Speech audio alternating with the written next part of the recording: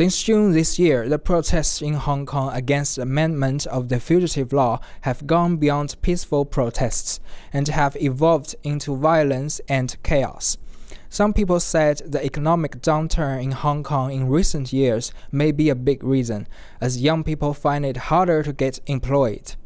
What's the reason for the economic slowdown in Hong Kong's development, despite rapid development has made in the mainland of China since the reform and opening up? What's the economic relation between Hong Kong and the mainland? How will the current chaos in Hong Kong affect its economy? To answer these questions, we had an interview with Li Dan, scholar of the China Center for International Economic Exchanges. Regarding the latest chaos in Hong Kong, some people believe that the economic downturn is one of the underlying reasons. Many young people have difficulties in finding jobs and getting a pay raise. What's your take on that? What's the current economic situation in Hong Kong? I think it may be not accurate to say that the Hong Kong's economy is in recession. There's no doubt that Hong Kong has ever undergone a hit, such as the financial crisis during the past 20 years.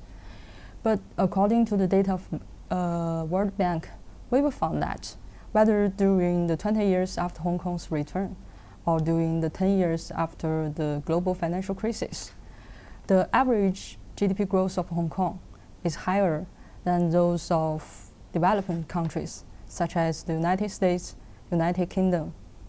Last year, the per capita GDP of Hong Kong is also higher than United Kingdom, Germany, France, and Japan. So we found that as an international financial trading and transportation center, as well as the international aviation hub, Hong Kong is still one of the freest economies in the world. It has the highly internationalized business environment and a global international network. But we also need to see that the Gini coefficient of Hong Kong is 0.5 last year, which is close to 0.6. The warning line proposed by the United Nations. There is still a problem that we need to pay more attention because of the gap between the rich and poor in Hong Kong. Some Hong Kong people, especially some young people, believe that the economic slowdown in Hong Kong was the result of Hong Kong's return to China. In another word, the mainland was to blame for Hong Kong's economic recession. Is that the truth? I think the main reason of the recent Hong Kong's economic problem is due to the hollowing out of the manufacturing and relying to a single pillar of service industry. In the late 1980s, because of the cost pressure, the Hong Kong's labor-intensive manufacturing shifted to the mainland. And they rarely established the high-tech industry, which causes the industry hollowed on one hand. On the other hand, the service industry developed rapidly of Hong Kong. So especially in the areas of finance, commercial and professional service, and tourism, and so on. So we will see that the increase in output value of the service industry could not offset the decline of the manufacturing industry, which slowed down the Hong Kong's economic growth. Since China's reform and opening up, the mainland cooperates with Hong Kong in many aspects. Hong Kong acts as a channel connecting the mainland with the outside world for the inflow of foreign investment and the outflow of exports. It is no doubt that Hong Kong contributed to and benefited from the mainland's development.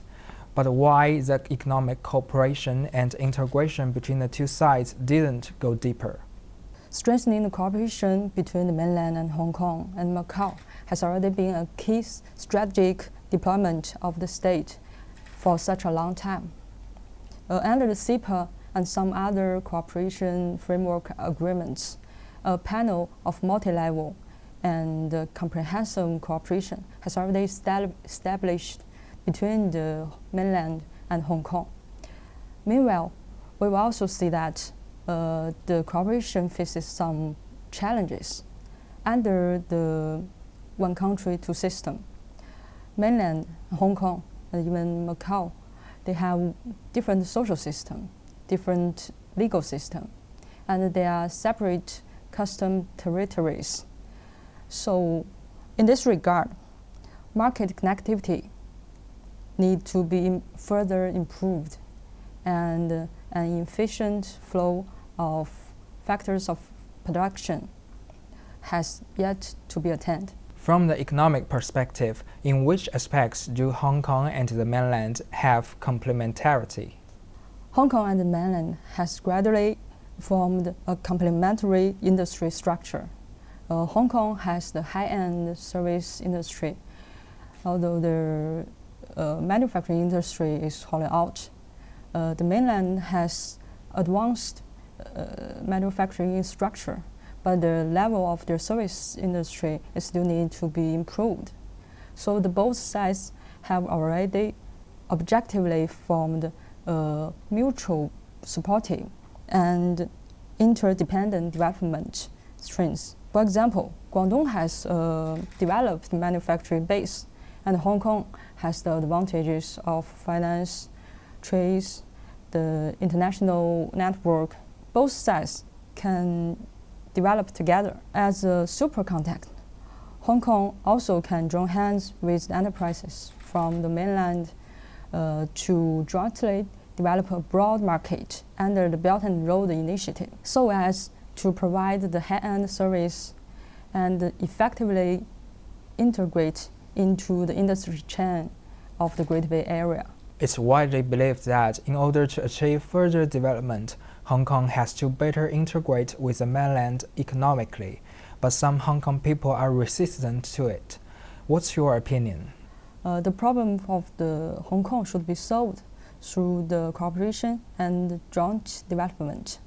Based on the construction of the Greater Bay Area, we can promote the transformation in a step-by-step manner from the regional community to the economic community and then to the social community.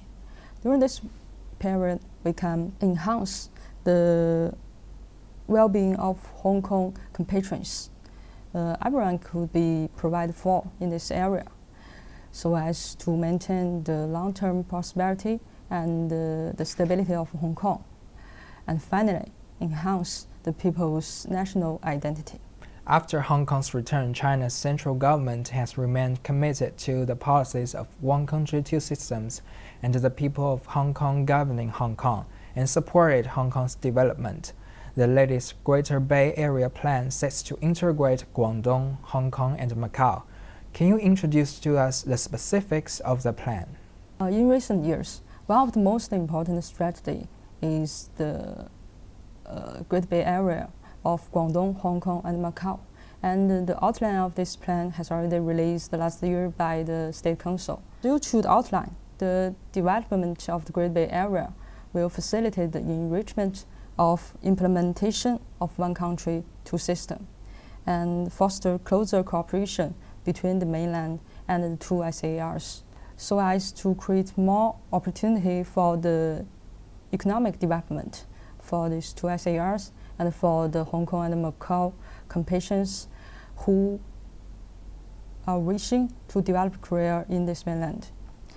And the final, they aim to maintain the long-term prosperity and stability of Hong Kong and Macau. Due to the outline, it also specifies 7 key tasks of the Great Bay Area, including the construction of an international innovation and technology hub, the infrastructural connectivity, modern industry system, ecological conservation, quality, living circle, and the cooperation and jointly participating in the Belt and Road Initiative.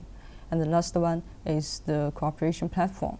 So we think in the future, the cooperation will focus on these 7 aspects in the next stage. The current chaos in Hong Kong has affected its economy. How will you evaluate its impacts? Will it cause more difficulties for Hong Kong's economic integration with the mainland? Some events have its contagious and individuality. So we think the influence is limited, but they also reflect some problems from the side. So in this regard, we should face up to the problem and find out the cracks, which will help to formulate the integration development policy in the future. Based on the development of Great Bay Area and some other national strategies, we can integrate the needs of the country with the strengths of Hong Kong and Macau, fully leverage the market-driven mechanism, and foster complementarity among Guangdong, Hong Kong, and Macau, and then achieve the joint development. How to maintain Hong Kong's own characteristics during its further integration with the nation's overall development? Do you have any good suggestions? According to the outline of the plan, we hope to consolidate and enhance the Hong Kong's status as the international financial, transportation, and trade center, as well as the international aviation hub.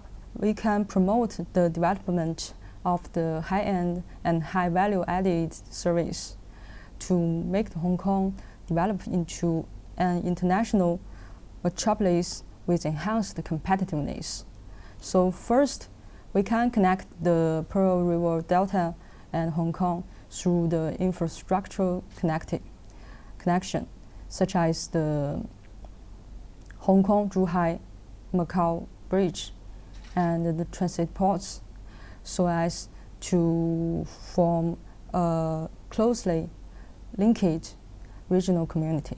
Second, due to the construction of the unified market, we can promote the free flow of the factors. We can promote a deep integration of economy so that we can form the economic communities. And the third, we can open up more employment fields. We can provide more employment opportunities, share our high-quality public service, so as to form a social community with the people-to-people bond. The formation of community will help us to bring the Hong Kong's strengths into play and meet Hong Kong's needs, and then finally achieve the joint development.